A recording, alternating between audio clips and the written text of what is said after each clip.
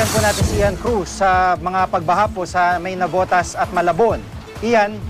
Yes, Jiggy, madaling araw pa nga lang ay humahampas na malalakas na alon sa tabing dagat ng Danghari sa Navotas. Nasa 40 bahay, Jiggy, sa gilid ng Manila Bay ang winasak na malakas na hampas ng alon. Kaya mga taga-barangay umikot sa tabing dagat upang dilinan nga ang mga residente. Jiggy, kanya-kanyang likas ang mga residente at nasa 600 pamilya ang nadala sa evacuation center. Ang isang ililibing na patay ay binuhat na lamang ang kabaong upang maihatid sa sementeryo. Maging ang major roads kasi ng Navotas hanggang tuhod ang baha.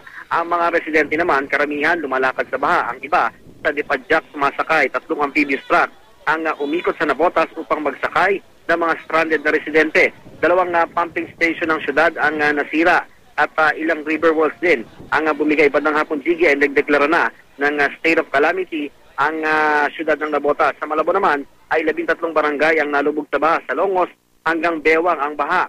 Pero hindi ito alintana ng mga residente. Ang ilang batang Jiggy ay mistulang swimming pool ang ginawa sa baha. Sumikip din ang dali ng trapiko sa haba ng Sipo Road na inabot din ng baha. Ang pag-apaw raw ng tubig sa Malabon, Navotas at Tulyan River ang sanhi ng baha sa maraming barangay. Masyado raw mababa ang river wall kumpara nga sa laki ng tubig kanina. Umabot nga sa 400 pamilya ang inilikas sa Malabon. Jiggy, ay naman sa alkalde ng Malabon na si Leland Loretta, ang baha sa Dampalitan sa Pangulo ay dahil daw sa umapaw na tubig sa Polder Dike ng flood control project at hilingan nila na makumpleto na ang proyekto. Pati na raw ng Pangulo ang problema at handa raw itong tumulong. Jiggy? Maraming salamat, Ian Cruz.